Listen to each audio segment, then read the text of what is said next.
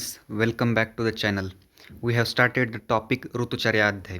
ऋतुचर्या अध्यायामध्ये आपण काल सगळी समरी व्यवस्थित पाहिली होती. सगळ्या ऋतूंमध्ये काय आहार आहे, काय विहार आहे, काय निषेध आहे, या सगळ्या गोष्टी आपण कालच्या लेक्चरमध्ये पाहिल्या होत्या. मास बघितलं, काल, बल, अग्नी, बलवान रस, राशी, आहार रस, आहार, विहार, त्याचा निषेध, चिकित्सा व दोषास्थिती. या दोषास्थितीला मी तुम्हाला ट्रिकसुद्धा सांगितली होती. आता काही श्लोक आज आपण लक्षात घेऊयात, कारण श्लोक पाठ करणं मस्ट आहे. त्यामुळे श्लोकालाही आपल्याला तेवढंच लक्षात द्यावं लागेल. काही मोस्ट इम्पॉर्टंट प्रत्येक ऋतूचे श्लोक दिलेले आहेत ते आपण पाहूयात. मासद्वीर संख्यमे माघार्दे क्रमात षड्रतव स्मृता शिशिरो वसंत ग्रीष्म वर्षा शरद ही. तर 6 ऋतू आहेत हे सांगितलेलं आहे त्यांनी. माघ ज्याच्या सुरुवातीला आहे अशा 2-2 महिन्यांच्या योगाने क्रमाने शिशिर, वसंत, ग्रीष्म, वर्षा, शरद, हेमंत असे 6 ऋतू होतात. बघा मी काय म्हणतो, तुम्ही सिक्वेन्स जो आहे तर तो सिक्वेन्स फक्त शिशिर, वसंत, ग्रीष्म, वर्षा, शरद, हेमंत असाच लक्षात ठेवा. जर सिक्वेन्स बिघडला तर सगळ्या गोष्टी बिघडत चालतात. त्यामुळे सुरुवात ही शिशिरपासूनच करायची आणि एंड हा नेहमी हेमंतपासूनच करायचा आहे. ओके. हे आता हेमंत ऋतुचर्या. बलीन शीत संरोधात हेमंते प्रबलो अनल भव्यते अल्प इंधनो धातूनस पचेत या वायुना इरित अतो हिम अस्मिन सेवेत स्वादू अम्ल लवण रसान. तर काय सांगितलेलं आहे, या शीत ऋतूमध्ये मुळातच प्राणीमात्रांचे बल जे आहे तर ते अधिक असते. त्यात बाहेरच्या शीत वातावरणामुळे उष्णता आत कोंडली जाते. त्यामुळे अग्नी हा प्रबळ होतो. नेहमीच्या मात्रेतील अन्न त्याला पुरत नाही. आहाराची मात्रा जर वाढवली नाही तर वायूने प्रेरित असलेला अग्निधातूचे पचन करू लागतो. म्हणून हेमंत ऋतूमध्ये मधुर अम्ल लवण रसांचे सेवन करावे. आता याला एक्सप्लेन करतो. बघा आपण पाहिलं शीत ऋतूमध्ये हेमंत ऋतू जो आहे तर तो हेमंत ऋतूमध्ये शीत वातावरण आहे. बरोबर. हेमंत ऋतूमध्ये शीत वातावरण असल्यामुळं काय आहे तर अग्नी हा प्रबळ आहे. अग्नी आणि शारीरिक बल दोन्ही उत्तम आहे आणि उत्तम असल्यामुळे त्यांचे जे बल आहे ते अधिक असणार आहे. बरोबर. त्यामुळं बाहेर तर शीत वातावरण आहे आणि आतली जी उष्णता आहे ती आतच कोंडली जाते आहे ना. आतली उष्णता आत कोंडली जाते. आतमध्ये बल चांगलं आहे, अग्नी प्रबळ आहे, पण बाहेर उष्णता आहे. त्यामुळे त्या उष्णता जी आहे तर ती आतमध्ये शरीरामध्येच कोंडली जाते. यामुळं होतं काय तर तो आपला जो अग्नी आहे तो प्रबळ होतो, अजून प्रबळ होतो. आणि अग्नी प्रदीर्घ झाल्यामुळे आता नेहमीच्या मात्रेतलं अन्न त्याला पुरत नाही. म्हणजे काय, आपण दररोज समजा 2 चपात्या खात असेल, समजा उन्हाळ्यात आपण 1 चपाती खातो, पण तेच हिवाळ्यामध्ये नोव्हेंबर, डिसेंबर, जानेवारीपर्यंत आपल्याला 1 चपाती पुरत नाही.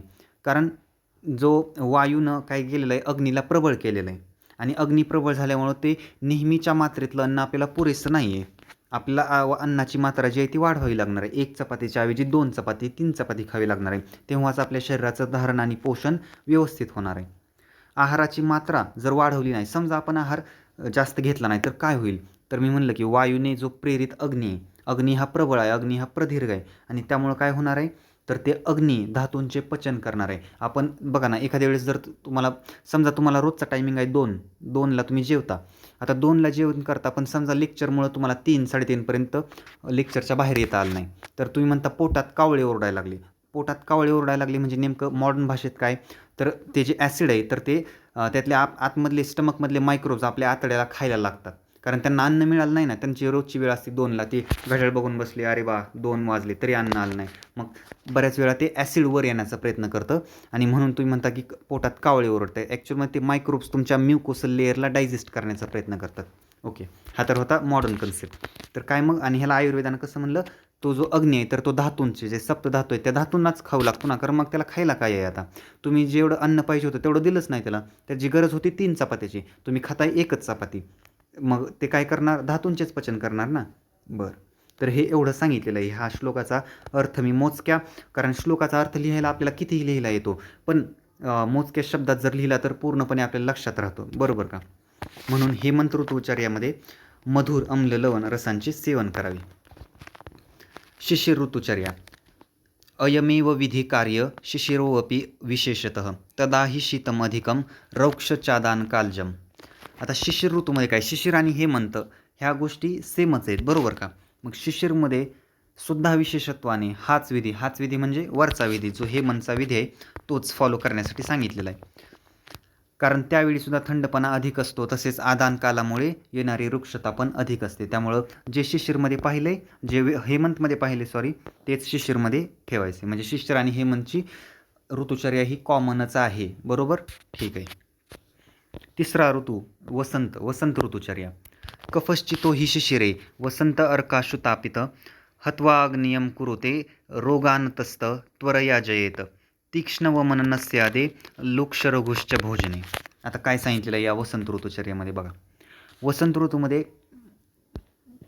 आता मी पाहिलं तुम्हाला सांगितलं वर्षा, शरद आणि वसंत. मग वसंतमध्ये काय होते, कफाचा प्रकोप होते. मग त्याच्या आदल्या ऋतूमध्ये म्हणजे शिशिरमध्ये काय होईल, कफाचा संचय होईल. मग तीच पहिली लाईन दिलेली आहे. शिशिर ऋतूमध्ये साठलेला कफ, जो संचय झालेला कफ होतो, तो वसंतातील सूर्याच्या उष्ण किरणांनी तापून पातळ होतो. बरोबर का. ज्या प्रकारे तुम्ही जर बर्फ फ्रीजमधला बर्फ काढून जर सूर्याच्या किरणाखाली ठेवला, बाहेर नेला, तर तो नक्कीच वितळणार आहे, पातळ होणार आहे.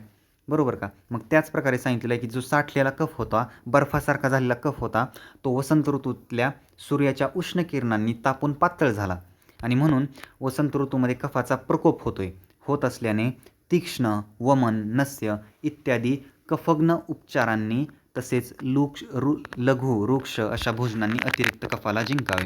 म्हणजे जे कफाचा प्रकोप झालेला आहे तर त्याला व्यवस्थित ठेवण्यासाठी, आपले दोषांची स्थिती मेंटेन करण्यासाठी तुम्हाला तीक्ष्ण, वमन आणि नस्य इत्यादी ह्या गोष्टी करायच्या आहेत. तसेच लघु वृक्ष भोजन घ्यायचं आहे. हे सांगितलेलं आहे वसंत ऋतूमध्ये. ग्रीष्म ऋतुचर्या. तीक्ष्णांशु अतितीक्ष्णांशु ग्रीष्मे संक्षिपतीव यतः प्रत्यह क्षीयते श्लेष्मा तेन वायुश्च वर्धते अतोऽस्मिन् पटुकटु अम्ल व्यायाम अर्क करा त्याज्यत. व्यायाम अर्क करा त्याज्यत म्हणजे व्यायाम करण्यासाठी मनाई केलेली आहे इथं. त्याज्य म्हणजे सांगितलेलं नाही आहे, ते चुकीचं ठरवलेलं आहे त्यात. ग्रीष्म ऋतूमध्ये अतितीक्ष्ण कसे आहेत, किरणे कसे आहेत, तीक्ष्ण आहेत. उन्हाळा, कडक उन्हाळा आहे एप्रिल आणि मेचा, भयानक तीक्ष्ण किरणे आहेत. तर त्यामध्ये काय होते, सूर्य ज्या अर्थी स्नेह किंवा बलाचे शोषण करतो, प्रतिदिन कफ हा कमी होत चालला आहे ग्रीष्ममध्ये.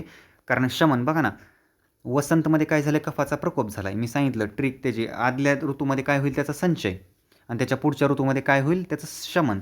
मग ग्रीष्ममध्ये काय व्हायला लागले, शमन म्हणजे कफ जो आहे तो प्रतिदिन कमी होत चाललेला आहे आणि त्यामुळे वायू हा वाढतोय.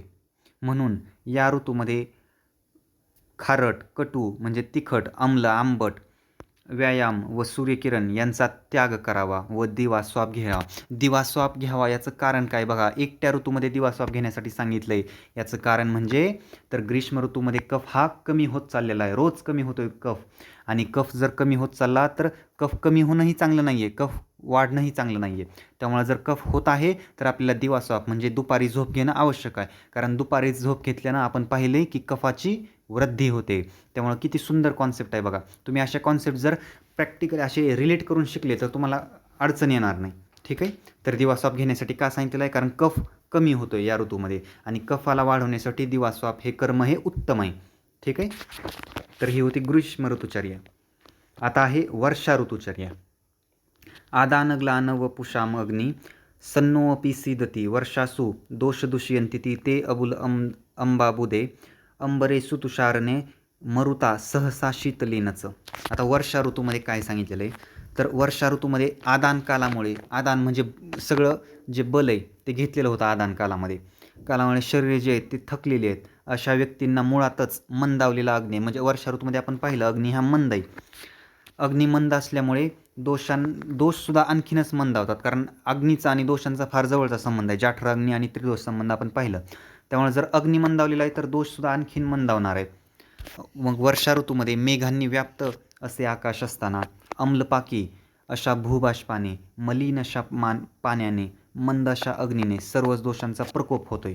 त्यामुळं अग्नी प्रदीप्त करणारे भोजन घ्यायचे. वर्षा ऋतूमध्ये सगळे मेघ आहेत, वरती ढग आलेलं आहे, कधीही पाऊस पडतोय काय वर्षा ऋतूतलं सांगता येत नाही. त्यामुळं पाणीसुद्धा मलिन म्हणजे दूषित झालेलं आहे पाणी सगळं.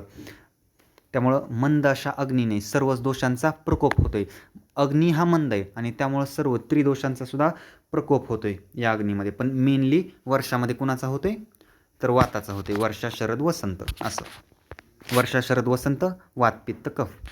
त्यामुळं अग्नी प्रदीप्त करणारे भोजन घेण्यासाठी वर्षा ऋतूमध्ये सांगितलेलं आहे. 6वा ऋतू शरद ऋतुचर्या. वर्षा शीत उचित अंगानाम सहसा एव अर्करश्मिभिः तप्तांना संचित वृष्टो पित्तः शरदी कुप्यति तज्जत्याय तिक्त घृतविरेको रक्तमोक्षणम. आता वर्षा ऋतूमधील संचित पित्ताचा जो बघा, शरद ऋतू मी सांगितलं वर्षा ऋतूमध्ये वाताचा प्रकोप होतोय, शरदमध्ये पित्ताचा प्रकोप होतोय. मग जर वर्षा ऋतूतील ज्या ऋतूमध्ये प्रकोप व्हायला लागला आहे, शरद ऋतूमध्ये पित्ताचा प्रकोप होतोय, याचा अर्थ वर्षामध्ये पित्त संचय झालेला आहे. तीच पहिली लाईन आहे. वर्षा ऋतूमधील संचित पित्ताचा प्रकोप हा शरद ऋतूमध्ये होतो. त्याला जिंकण्यासाठी तिक्त, घृत, विरेचन आणि रक्तमोक्षण यांची योजना करावी. तर यांना जिंकण्यासाठी तिक्त, घृत आणि विरेचन तसेच रक्तमोक्षण यांची योजना करण्यासाठी सांगितलेलं आहे. मोस्ट इम्पॉर्टंट कन्सेप्ट जे मी म्हणलं होतं तुम्हाला, हंसोदक पुढं सांगेल. तर हे शरद ऋतूमध्ये येते हंसोदक. काय आहे हे हंसोदक नेमकं पाहूयात आपण. तप्त तप्तांशु किरणे शीत शीतांशु रश्मिभी समंतादप्य अहोरात्र मग रस्त्यो दय निर्विषम शुची हंसोदक नाम निर्मल मलज्जित जलम नाभिषादिनी नव वृक्ष पाणी दिश्वमृतम. हा मोस्ट इम्पॉर्टंट श्लोक आहे. इतका इम्पॉर्टंट की विचारायचं काम नाही. हंसोदक दरवेळेस विचारलं जातं किंवा हंसोदक हे एक वर्षाआड तर विचारलं जातं, हे लक्षात घ्या. त्यामुळे हंसोदकला काय आहे, हंसोदक ही कन्सेप्ट आपल्याला लक्षात घेणं फार गरजेचं आहे. हंसोदकला मी इथं पाश्चरायझेशन लिहिले, याचं कारण काय सांगतो मी तुम्हाला पुढे एक्सप्लेन करतो याचं कारण. तर या श्लोकांचा अर्थ आधी समजून घ्या. तप्त तप्तांशु किरणे, तप्त किरणे जी आहेत आणि परत दिवसाची तप्त किरणे, रात्रीची शीत थंड किरणे, दिवसा आणि रात्री सर्व बाजूंनी सूर्यकिरणांनी तापलेले आणि चंद्रकिरणांनी थंड झालेले, अगस्ती ताऱ्याच्या उदयाने निर्विष झालेले, पावित्र, निर्मल व दोष जिंकणारे असे हंसोदक स्नान व पान करण्यासाठी म्हणजे पिण्यासाठी व स्नान करण्यासाठी अतिउत्तम आहे. आता हे काय आहे बघा नेमकं. तर हंसोदक ही शरद ऋतूमध्ये दिवसा सूर्याच्या, तुम्ही जर समजा पाणी एक भांड्यात पाणी बाहेर उन्हाळ्यात ठेवलं, म्हणजे उन्हाळ्यात नाही, या शरद ऋतूमध्ये ठेवलं, मग शरद ऋतूची जी तप्तांश किरणे आहेत तर त्या पाण्याला आधी तापवतील म्हणजे पाणी गरम करतील. पाणी गरम झाल्यानंतर ते तसंच ठेवायचं आहे. ते रात्री थंड झाले, चंद्रकिरणांच्या शीतकिरणांनी ते थंड होईल. अगस्ती ताऱ्याच्या उदयाने, या ऋतूमध्ये अगस्ती ताऱ्याचा उदय होत असतो. अगस्ती हा एक तारा आहे. त्या अगस्ती ताऱ्याच्या उदयाने ते निर्विष म्हणजे त्याच्यामध्ये अजिबात विषबाधा नाही आहे, ते फार सुंदर आणि पवित्र जल आहे. असे निर्विष झालेले, पवित्र, निर्मल, मल नाही आहे त्याच्यात, तसेच दोषसुद्धा जिंकणारे आहे असे हंसोदक. हंसोदक या शब्दामध्ये कुठल्याही हंस नावाच्या प्राण्यांचा उल्लेख नाही. हंसोदक म्हणजे हंसानं पिलेलं पाणी किंवा तसं काही वगैरे नाही आहे. हंसोदक ही प्युअर कॉन्सेप्ट. तर रात्री दिवसभर सूर्याच्या किरणांनी तप्त झालेले, रात्री चंद्रकिरणामध्ये थंड झालेले, तसेच अगस्ती ताऱ्याच्या उदयाने निर्विष झालेले, पवित्र असे, निर्मल असे, सर्व दोष जिंकणारे असे हंसोदक, जे पान करण्यासाठी म्हणजे पिण्यासाठी आणि स्नान करण्यासाठी दोन्हीसाठी अतिउत्तम सांगितलेलं आहे. आता याला मी इथं पाश्चरायझेशन का म्हणलं हे लक्षात घेऊयात. पाश्चरायझेशनमध्ये होतं काय माहिती आहे का, आपलं जे मिल्क असतं ते मिल्क पाश्चर्ड असतं. कारण पाश्चरायझेशन का करावं लागतं का, तर ते मिल्क त्याच्यातले जे कंटेंट आहे ते प्रिझर्व राहावे, त्याच्यातले जे हेल्दी काय म्हणू हेल्दी न्यूट्रिशन आहे तर ते हेल्दी न्यूट्रिशन प्रिझर्व राहावं आणि ते आपल्याला मिळावं, यासाठी पाश्चरायझेशन केलं जातं. पाश्चरायझेशनमध्ये होतं काय, तर जवळपास 63 डिग्रीपर्यंत, समजा मिल्कचं आपण उदाहरण घेतलं तर मिल्कला 63 डिग्रीपर्यंत बॉईल केलं जातं आणि एकदम बॉईल म्हणजे एकदम गरम करून परत ते थंड केलं जातं. म्हणजे एकदम गरम करून परत थंड केलं आहे. इथंही तेच म्हणतोय ना मी, दिवसा रात्री दिवसभर ते सूर्याच्या किरणांनी तप्त झालेलं आहे आणि रात्री ते थंड झालेलं आहे चंद्रकिरणांनी. फक्त इथं पाश्चरायझेशनमध्ये अगस्ती तारा नाही एवढाच फरक आहे, पण ही जी कन्सेप्ट आहे ती ॲक्च्युअलमध्ये पाश्चरायझेशनसारखी मिळते जुळते. त्यामुळे मी इथं म्हणलं पाश्चरायझेशन किंवा दुधाला 63 डिग्री सेल्सिअसपर्यंत उकळून त्याला परत थंड करणे म्हणजे एकदम गरम करून थंड करणे, जेणेकरून त्याच्यातले जे हेल्दी न्यूट्रिशन्स आहेत तर ते प्रिझर्व राहतील, यासाठी हे होतं पाश्चरायझेशन. म्हणजे आपलं हंसोदक. तुम्ही हंसोदक लक्षात ठेवा, मॉडर्न कन्सेप्ट नाही लक्षात राहिला तरी काही अडचण नाही, ठीक आहे. तर हे होते हंसोदक. आता एक शेवटचा कॉन्सेप्ट राहिलेला आहे तो म्हणजे ऋतुसंधी. ऋतुसंधी म्हणजे काय, तर ऋतुओ अनत्य आदी सप्ताह ऋतुसंधिरिती स्मृतः तत्र पूर्ण विधिस्यात्य सेवनीयोपर क्रमात असात्म्यजा ही रोगा स्यू सहसा त्यागशीलनात. म्हणजे ऋतुसंधी म्हणजे नेमकं काय, तर समजा म्हणलं शिशिर ऋतूचा शेवटचा एक आठवडा आणि शिशिर ऋतूनंतर वसंत ऋतू सुरू होते. वसंत ऋतूच्या सुरुवातीचा एक आठवडा म्हणजे शेवटचा आणि सुरुवातीचा एक आठवडा म्हणजे 2 आठवडे झाले बघा. दोन ऋतूंच्या शेवटचा आणि सुरुवातीचा सप्ताह म्हणजेच पहिल्या ऋतूचा शेवटचा व दुसऱ्या ऋतूचा सुरुवातीचा आठवडा म्हणजे ऋतुसंधी होय. तर त्यावेळेस पूर्वीच्या ऋतूचा विधी क्रमाने सोडायचा आहे व दुसऱ्या ऋतूचा विधी जो आहे तर तो क्रमाने सेवन करायचा आहे. आणि अचानक पूर्व जर विधीच्या त्यागाने आणि नवीन विधीच्या सेवनाने असात्मज रोग निर्माण होऊ शकतात. म्हणजे काय? आता बघा, शिशिर ऋतूचा शेवट आहे. शिशिर ऋतू हा शेवटच्या आठवड्यात येऊन संपायला लागला आहे. आता आपल्याला शिशिर ऋतूनंतर वसंत ऋतू सुरू व्हायला लागला आहे. म्हणजे शिशिरचा शेवटचा आठवडा आणि वसंतचा पहिला आठवडा म्हणजे 2 आठवडे 14 दिवसांची ही ऋतुसंधी असणार आहे. 2 सप्ताह असणार आहेत याच्यामध्ये. तर मग आता जर आपण समजा डायरेक्ट शिशिरमधून वसंतमधलीच लगी ऋतुचर्या फॉलो करायला लागलात तर आपल्या बॉडीमध्ये अचानक चेंजेस जातील आणि अचानक चेंजेस असल्यामुळे असात्मज रोग निर्माण होण्याची शक्यता जास्त आहे. हे इथं सांगितलेलं आहे. असात्मज रोग म्हणजे खाण्यापिण्यामुळे किंवा आहारविहारामुळे निर्माण होणारे जे रोग आहेत तर ते असात्मज रोग होऊ शकतात. ते टाळण्यासाठी काय सांगितलेलं आहे तर ते टाळण्यासाठी ऋतुसंधीला फॉलो करा. म्हणजे कसं? किंवा आता हे बघा, या टेबलकडे या. शिशिर ऋतूचा जो महिना आहे तर तो कोण आहे? माघ आणि फाल्गुन आहे. आता जो फाल्गुनचा शेवटचा आठवडा आहे आणि चैत्राचा सुरुवातीचा आठवडा आहे हे होईल ऋतुसंधी. बरोबर का? मग शिशिर ऋतूमध्ये तर आपण तिक्त रस घेतोय, बलवान रस तिक्त आहे. आहार रस कसा घेतोय आपण? मधुर आम्ल लवण घेतोय. आणि वसंतमध्ये कटू तिक्त कषाय घेतोय. डायरेक्ट आपण कटू तिक्त कषाय घ्यायला सुरू केलात वसंतमध्ये तर आपल्याला असात्मज रोग म्हणजे कारण आपलं जे बॉडी इन्व्हायरमेंट होतं ते एकदम चेंज झालं. त्याला वेळच मिळाला नाही स्वतःला अडॅप्ट करण्यासाठी. फार सुंदर शब्द आहे अडॅप्टेशन. कुठलीही गोष्ट करण्यासाठी आपल्याला आधी अडॅप्ट व्हावं लागतं. आपण 11वी-12वीला होतो, मग तिथं 11वी-12वीच्या अभ्यासाशी अडॅप्ट व्हावं लागतं. आता ग्रॅज्युएशनला आलं, आता ग्रॅज्युएशनच्या BMSच्या अभ्यासाला आपल्याला अडॅप्ट व्हावं लागेल. अडॅप्ट होणं फार गरजेचं आहे कारण अडॅप्ट जर नाही झालं तर मग आपल्याला इथं तर शारीरिक व्याधी होतील, असात्मज रोग म्हणलेला आहे. पण जीवनात सुद्धा बऱ्याच अडचणी होतात जर आपण त्या गोष्टींना अडॅप्ट होऊ शकत नाही. अडचणींना सुद्धा आपल्याला अडॅप्ट करावं लागतं. बरोबर? तर हे अशा प्रकारे. तर ही होती ऋतुसंधी किंवा ऋतूचा कुठल्याही ऋतूचा शेवटचा आठवडा आणि दुसऱ्या ऋतूच्या पहिला आठवडा म्हणजे पहिल्या ऋतूचा शेवटचा व दुसऱ्या ऋतूचा सुरुवातीचा हे 2 आठवडे म्हणजे ऋतुसंधी. म्हणजे 14 दिवसाची ही ऋतुसंधी आहे.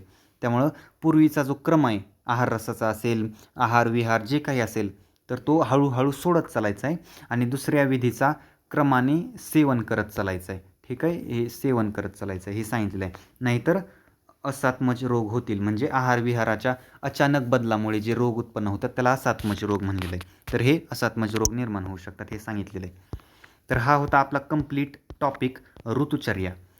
तर ह्या ऋतुचर्या अध्याय फार व्यवस्थित करा. हा टेबल फार महत्त्वाचा आहे. या टेबलमध्ये ज्या गोष्टी मी हायलाईट केलेल्या आहेत त्या गोष्टी फार लक्षात ठेवा व्यवस्थित, कारण ते MCQ सुद्धा येऊ शकतात.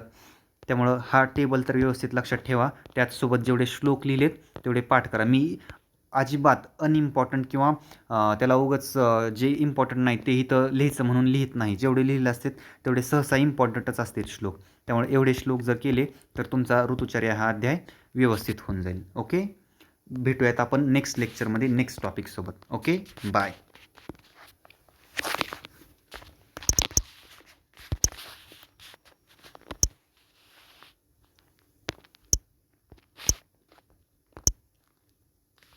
ऋतुचर्या हा अष्टांग हृदयचा 3रा चॅप्टर आहे. आज 3रा आपण चॅप्टर पाहणार आहोत. दिनचर्यामध्ये आपण पाहिलं होतं की दिवसानुसार तुमचं दिनचर्या म्हणजे डेली रुटीन कसा असला पाहिजे. म्हणतो हे देवा असं म्हणतो एकामागे